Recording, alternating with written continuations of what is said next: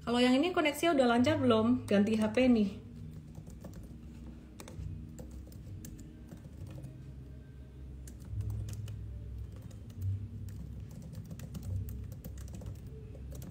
Udah lancar belum yang ini?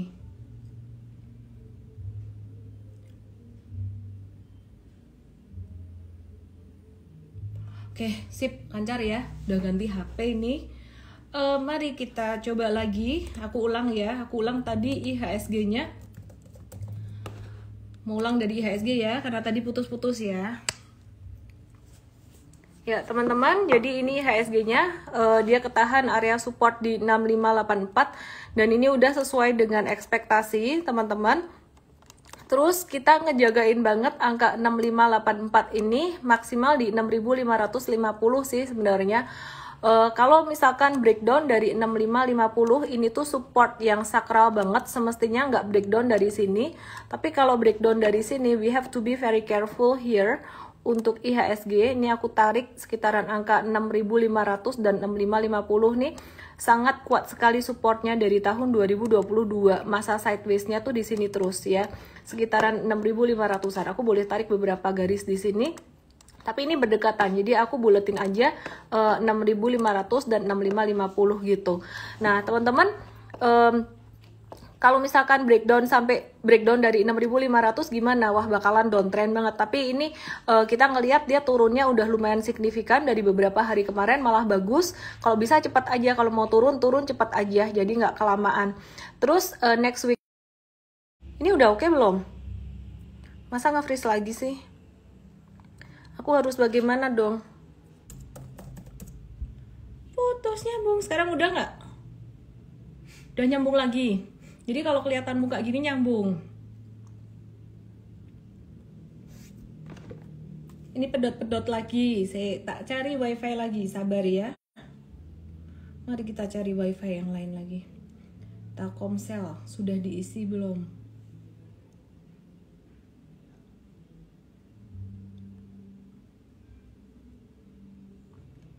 Ganti wifi, udah ganti wifi berapa kali nih? Ini wifi-nya di sini nggak bagus semua. Oke, udah bisa denger kan ya, udah jalan. Pokoknya aku jalan terus aja. Kalau sampai keputus kalian lihat recordingnya, kalau ada recordingnya. Semoga nggak error. Intinya BBCA sekarang ini ketahan support minor. Dan kemudian dia ada pantulan atau technical rebound, tapi belum aman karena dia ada pattern inverse, ada pattern head and shoulders. Jadi gini aja deh ya, kalau kayak gini kayaknya aman, diliatin chart langsung putus. Jadi dia ada pattern head and shoulders, dia bisa turun kalau breakdown dari 8000 head and shoulders-nya ke breakdown gitu. Sekarang sih udah breakdown ya. Cuman MA 200-nya belum. Kalau MA 200-nya ke breakdown dari 8000 bakalan turun sampai ke 7200, bahkan bisa ke 7000 gitu. Jadi aku kayak gini aja ya, nggak kasih lihat chart ya. Begitu kasih lihat chart langsung error, langsung ini. Tadi M-Trade ngelihat kan perbankan ini 3 hari jatuh berturut-turut dan jatuhnya sharp gitu. Nah terus kita tadi ada titip sendal di BBRI buat trading. Liatin chart, kalau liatin chart langsung error tadi. Jadi aku nggak berani utak-atik nih HP ya, nggak tahu kenapa. Oke, jadi untuk BBRI, M-Trade tadi titip sendal aja di situ buat trading jangka pendek dengan potensi upside-nya kemungkinan sampai 4760 sampai 4800-an. Dan kalau misalkan turun BBRI, seandainya dia breakdown dari 4500 ini dia jadi support kuat, bakalan menuju ke 4270 gitu. Nah, BBRI ini teman-teman dia ada satu garis trend line yang cukup kuat itu dari bulan Juli 2022. Makanya dijelasin di morning briefing M-Trade lah ya, besok hari Senin. Yang penasaran boleh ingetin coachnya, tolong dong kasih lihat trend line-nya BBRI dari Juli 2022. Ini aku gak bisa kasih lihat chartnya, takut ntar koneksinya acak adut lagi. Nah terus kemudian BMRI dan BBNI, saran aku sih wait and see dulu teman-teman. Ini BMRI-nya dia juga ketahan MA 100. Basically ini semuanya di support minor semua. Kalau buat trading agak-agak spekulatif, jadi kita tadi cuman di BBRI doang. Karena kenapa pilih BBRI? Karena dia habis jatuhnya kencang. Logikanya kayak bola, kayak hukum gravitasi. Kalau habis jatuh kencang dia akan naik kencang gitu ya. Nah terus mungkin kalau pakai ini kenapa blur kalau kasih lihat chart, mungkin kalau kamera belakang mungkin resolusinya lebih tinggi atau gimana, saya nggak ngerti juga. Kalau kamera depan mungkin resolusinya lebih kecil, jadi lancar. Jadi aku nggak berani utak-atik lagi. Begitu aku ganti ke situ langsung ini, karena ini lagi di gunung, maafkan ya. Ganti wifi berapa kali tadi udah. Oke. Susanto Wawan, soal base IHSG di Juli ya, yang waktu itu turun jatuh. IHSG-nya base di support Juli itu, iya. Tapi kalau untuk saham perbankannya enggak. Ini kalau saham perbankannya BMRI ini dia supportnya next jika dia breakdown dari 9.700, next yang nahan dia di 9325, ralat 9325. Turun dari 9325 bakalan ke 8.900. Tenang, yang buat long term investing masih aman. Gak usah nangis, tenang aja, yang penting lu masih punya duit. Hahaha. Oke, BBNI gimana? Gak usah dipikir guys, kalau kalian udah lama di market pasti kalian jadi tabah. BBNI udah breakdown dari uptrend line-nya, sekarang uji support 8.700. Kata uji support adalah kata halus, bisa turun. Bisa turun sampai di situ, dan next supportnya lagi di 8.400. Jadi BBNI kemungkinan di area itu, dan tenang aja abis itu juga bakal naik lagi gitu. Jadi kalau kalian udah lama di market, kalian bakalan kayak aku, mau naik mau turun ya wes, sukacita selalu gitu. Oke ya, semangat dong, di gunung pun tetap live. Oke, terus kemudian aku mau update, ada pertanyaan dari Diana Chang. Dia nanya, bila punya saham BBCA yang udah cuan dan jumlahnya sudah sesuai dengan rencana, tapi pengen nambah lagi karena punya duit nganggur, apakah saham lama harus dijual dulu dan kemudian beli lagi dengan menambah lot saham, atau buka akun baru, atau langsung nambah lot saat harga turun? Thank you sebelumnya. Punya duit lah, terserah lah ya.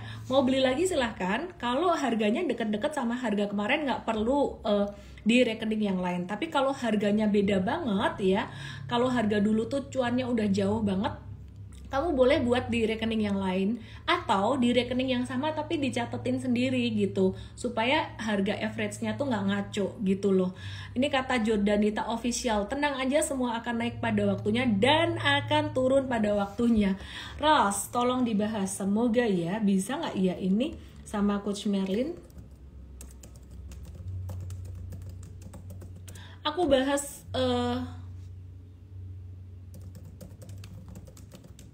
kayaknya nggak bisa deh kalau sama Coach Merlin. Aku bahas teknikalnya aja ya. Yang jelas Rals nih aku juga suka. Ini juga bakalan dibahas di MFest ya, besok hari next week ya, kita akan bahas di MFest gitu. Jadi untuk Rals sendiri technically dia breakout dari 595 dan juga 610. Next bakalan kemana? Rals ini bakalan bisa sampai ke 700 sampai ke 715 untuk tradingnya.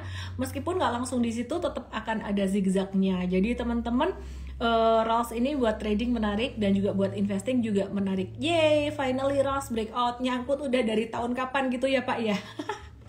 Oke lah. Terus kemudian aku mau bahas untuk saham yang lainnya. Hari ini tadi SMGR aktif setelah kemarin beberapa hari itu turun terus. Teman-teman, untuk jangka panjang masih oke. Untuk SMGR-nya, jangka pendeknya dia membentuk double bottom. Dan untuk SMGR ini teman-teman dia bakalan menuju ke 7225, tapi abis itu bakalan sideways dulu gitu. Ini ada Resti Kak Hamis, aku udah mulai stres nih sama Arto. Udah minus 70%, tolong petunjuknya. Petunjuk apa dia bilang? Haha, cut loss atau enggak ya? Ini kalau udah stres dia hahaha terus nih. Kalau udah 70% jangan langsung cut, tunggu pantulan. Sekali lagi balik dari kamu punya berapa banyak dari total portfolio. Kalau nge-cut kena di emosi, nggak mau jualan ya dikit-dikit boleh pas ada pantulan. Tenangin dulu Didi. Oke, Astra International banyak yang nanya. Hari ini lumayan tough ya, IG live-nya di gunung, terus wifi-nya koneksinya agak acak-adut. Astra International ini turun karena salah satu faktornya dia punya anak usaha UNTR dari sektor komoditas batubara, dan ini memang trennya lagi turun juga. Dan sebenarnya batubara bisnisnya masih, kalau orang Jawa Timur tuh ngomongnya gini, wapi soro, masih bagus gitu. Jadi Tapi technical harga saham tuh tidak selalu mencerminkan itu. Jadi tetap akan ada naik turun. Ya masa iya naik terus, yang namanya big fund mereka kan juga mau cuan kan. Caranya cuan gimana? Ya profit taking lah. Kalau mereka profit taking, nggak ada yang pegang saham itu, nggak ada yang duit gede yang ngejagain. Nah itu bisa turun gitu. Astra International bakalan menuju ke support terkuatnya di 5275. Kalau breakdown dari situ ya wis downtrend banget, cuman secara fundamental ini menarik banget, valuasinya sangat murah sekali. Gunung Malindo, Gunung Lawu. Teknologi 2023 gimana? Sebentar ya. 2023 sektor teknologi ini masih tough, terutama kalau suku bunga masih naik ke puncak gunung sampai Maret 2023, nanti mulai stagnan suku bunganya April 2024. Salah ngomong, stres kalian. 2024 April 2023 itu suku bunganya mulai stagnan, sektor properti akan membaik, sektor teknologi akan membaik, perbankan membaik. Kalau properti membaik, ada satu bank yang juga bakalan kedampak positif karena dia KPR-nya gede. Tebak saham apa itu? Aku mau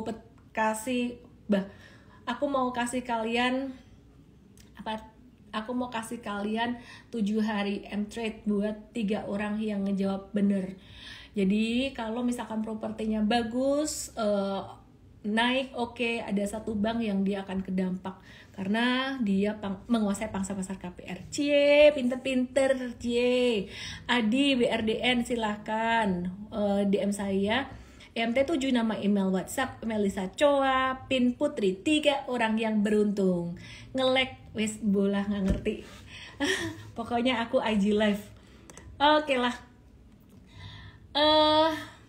Oke, kita ada watch beberapa saham, ada 4 saham yang kita watch untuk trading dan akan di-mention di morning briefing M-Trade besok hari Senin. I'm sorry aku nggak mention di sini teman-teman karena semuanya harus real time dan bahkan morning briefing pun juga nggak real time. Market kayak gini mesti real time kalau trading. Oke deh, terus jawabnya tadi BBTN ya. Masih banyak yang ngejawab nih. Tadi udah aku sebut 3 orang pemenangnya. Oke teman-teman, besok kita akan mulai untuk M-Fest Academy-nya. Teman-teman bisa coba daftar di bit.ly/daftar M-Fest.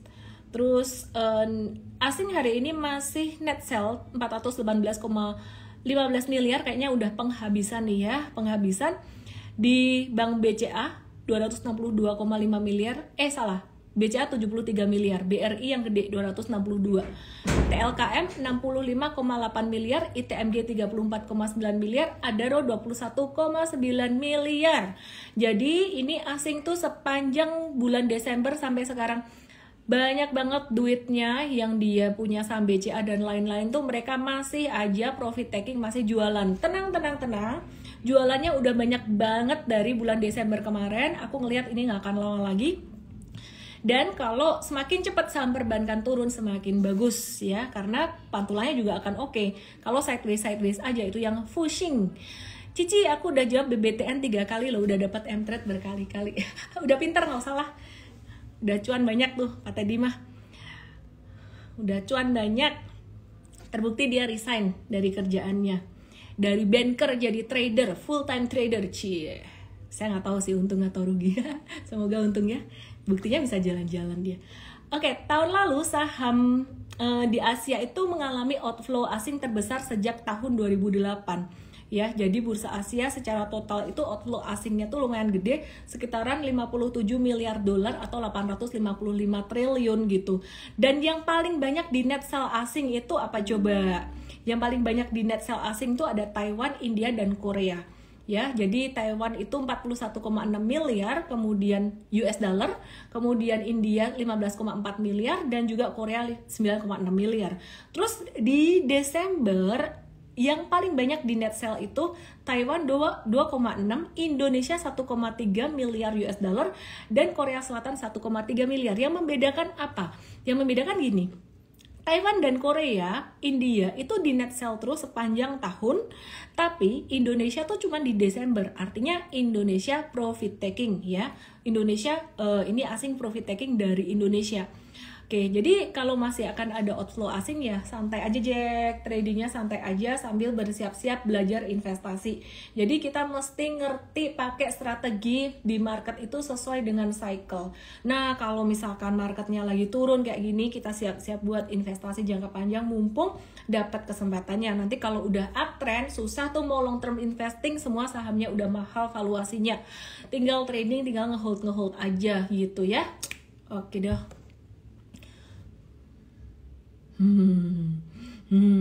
Langsung semua pengen resign dari kerjaannya dan full time di saham. Saya kasih tahu plus minusnya menjadi full time di saham dan kamu nggak kerja. Satu, plusnya adalah waktumu memang bebas. Nggak bebas juga sih, kamu mesti mantau market. Yang kedua, nanti plus minus ya, kekurangannya adalah kamu akan jadi kebanyakan waktu itu jadi nontonin market terus. Kadang-kadang nggak kepengen beli saham, jadi harus beli saham, harus trading, kayak harus dagang. Ada satu yang membedakan antara trading saham dengan dagang beneran. Yang membedakan adalah kalau dagang barang beneran itu kamu bisa jualan kapanpun, beli jual tuh kapanpun. Tapi kalau berdagang saham itu kita nggak bisa maksain, kita mesti ngeflow ngikutin market itu gimana ya. Tenang aja teman-teman. Kalau masih kuat, kalau masih ini, bekerjalah supaya kamu juga nggak kepengaruh secara emosi di market gitu. Jobless, aku sih nggak saranin teman-teman ya untuk resign dan full time di saham. Oke.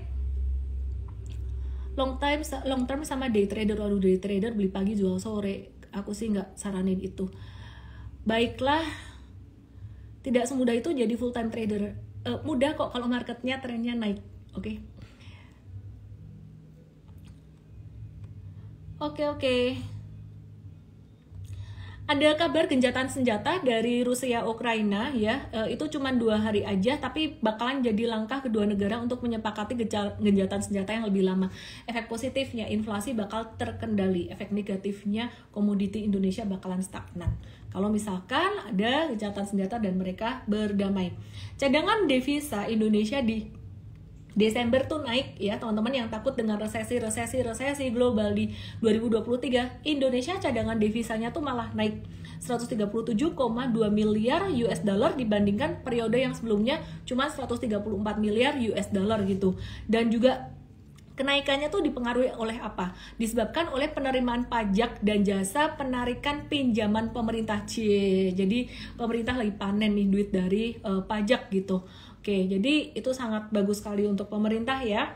Nah, teman-teman kalau kita lihat gimana nih potensi IHSG? IHSG dalam jangka pendek masih agak-agak rawan sideways, arahnya turun, apalagi hari ini saham big cap perbankan tuh naiknya cuman dikit aja volumenya sehingga masih bisa turun lagi. Tapi tenang aja seperti yang aku bilang, kalau semakin cepat turun semakin bagus. Perkiraan aku harusnya padahal nggak boleh mengharuskan market ya. Perkiraan aku sih pekan kedua, ketiga Januari, biasanya kalau Desembernya sepi, pekan kedua, ketiga Januari itu bakalan rame, akan ada Januari effect. Nah, tapi kalau misalkan pekan keduanya sepi, berarti 3 atau 4 itu aja ya. Jadi akan ada pantulan sesaat, abis itu kita akan update lagi. Oke, sabar teman-teman, jangan buru-buru pengen cepet-cepet resign atau apa, wes dinikmati aja lah hidupnya. Aku tahu, apalagi di ibu kota itu kadang-kadang hidup itu berat di ibu kota. Di Jakarta pergi pagi pulang malam masih kena macet, ya nggak sih? Siapa yang di Jakarta di sini? Makanya pindah ke Solo, tiap weekend bisa naik gunung, nggak pakai macet. Oke, SMRA, aku mau update SMRA ya. Ini menarik buat investasi juga, untuk trading juga menarik untuk SMRA. SMRA ini dia jadi salah satu investor baru untuk pembangunan hunian aparatur sipil negara atau ASN buat IKN ya. Jadi dia udah investasi 1,67 triliun, targetnya proyeknya rampung 2024 gitu. Dan beroperasi di Agustus sampai Desember 2024, tahun politik. Semoga lancar buat TLKM. TLKM yang di SMRA. Terus TLKM lagi di murah-murahnya juga. Aku mau bahas secara teknikal juga, tapi mohon maaf aku nggak akan muter kamera lagi daripada nanti jadi lemot lagi karena mungkin kamera belakang resolusi lebih gede gitu. Jadi lebih lelet. TLKM bakalan ada koreksi atau bisa turun sampai ke level 3.600. Kalau kena di area situ tuh bisa buat nyicil-nyicil long term investing. Tahu mangku iki koyo iyo bener banget ya. Tahu aja nih, ini di sini tuh tiap weekend hotelnya selalu penuh dan ini dapat ya sisa-sisa lah, pokoknya ada penginapan ini kita hajar aja biar bisa adem-ademan dan lihat ijo-ijoan supaya portfolionya cuan. Oke, teman-teman, Inco dan MDKA ya. Inco ini ada update, dia bakalan holding industry main ID-nya itu bakal ambil 11% saham PT Vail Indonesia gitu. Jadi dia akan ada divestasi kepemilikan ke pemerintah untuk memperpanjang kontrak tambang, jadi agak-agak jadi BUMN nih ya. Menurutmu gimana kalau Inco jadi BUMN? Sekalian P1 tadi, aku bahas metals aja lah ya. Terus ini sebenarnya lagi suasana staycation gitu, jadi aku kayaknya nggak lama IG live Jumat ya. Terus MDKA ini juga dia lagi mempersiapkan anak usahanya PT Merdeka Battery Minerals untuk melantai di bursa. Aku bahas technical dikit untuk Inco dan juga MDKA. Inco dan MDKA kabarnya gimana? Masih sideways aja. Tapi yang menarik sideways-nya tuh dalam tren naiknya untuk Inco tuh jadi dia membentuk pola bullish rectangle. Kita tunggu resisten di 7.400, supportnya di 6.900. Kalau dia breakout dari 7.400 bisa buat trading ya. Kalau dia breakdown dari 6.875 hati-hati hindari aja. Terus kemudian RALS, tambahan untuk RALS. RALS ini dia pendapatannya naik rata-rata 56,6% di kuartal 4 tiap tahun, dan juga kemarin di kuartal ketiga kayaknya pendapatan atau laba dia tuh naik 3 digit gitu, di atas 100%. Jadi cukup menarik dan ini baru tercermin di harga sahamnya. Kalau kalian ingat aku udah bahas RALS beberapa kali gitu. Baru gabung jadi gak tahu apa-apa, ora popo, nikmati aja setiap hari nonton IG live aku Senin sampai Jumat jam 7. Dan buat teman-teman yang masih pemula, aku saranin ya, saya bukan buat pemula aja, tapi especially pemula yang mau belajar investasi saham, saran buat pemula sih jangan ke Mtrade dulu, malah yang pemula tuh ke Mvest dulu, ke ini ya bit.ly/daftar Mvest. Kita mulai programnya besok. RALS tanpa utang, Ciami ya bener, aku suka banget tuh tanpa utang dan juga cashnya gede. Jadi buat investing oke, cuman kalau buat trading slow, melo sideways terus gitu. Kak Ayang, aku lihat portfolio merah pengennya jambak terus sadis amat nih. Dwi Rizky 22 CMI10 batubara gimana sekarang? Menarik ya, batubara selalu menarik karena dia gerakannya kayak roller coaster ya. Jadi kemarin ITMJ jatuh 2 hari berturut-turut, hari ini keluar hijau kecil, persis saham-saham perbankan gede. Itu hijau kecilnya tuh naiknya tuh cuma sementara doang, bisa ada koreksi lagi ke bawah ya, jadi pantulan sementara doang. Jadi kalau kamu mau masuk ke batubara buat trading tuh titip sendal aja, satu saham aja wes, jangan banyak-banyak ya. Jadi kalau titip sendal istilah kata cuan ya udah, nggak cuan ya resikonya kecil dan jangan gede-gede gitu. Di Mtrade ada dikasih tahu sih kalau mau titip sendal berapa persen, rata-rata 5%, tapi sesuai hatimu juga. 5% kegedean, 1 lot silahkan. Oke, kalau invest Indi PTBA Tekim boleh, itu aku jarang banget kasih rekomendasi investasi untuk saham-saham komoditas. Selengkapnya kenapa ada di Mvest. Oke deh teman-teman, malam hari ini kayaknya sampai di sini aja. Karena aku mau menikmati malam yang syahdu di Tawangmangu dengan udaranya yang dingin sejuk-sejuk. Besok jam 10 pagi ada seminar pertama Mvestiva untuk program Mvest. Semoga bisa membantu teman-teman yang mulai belajar saham. Selamat berakhir pekan, salam profit, sehat selalu ya. Dadah. Dadah. MDKA udah tak bahas tadi. Honeymoon, enak aja enggak bawa anak 2. Dadah.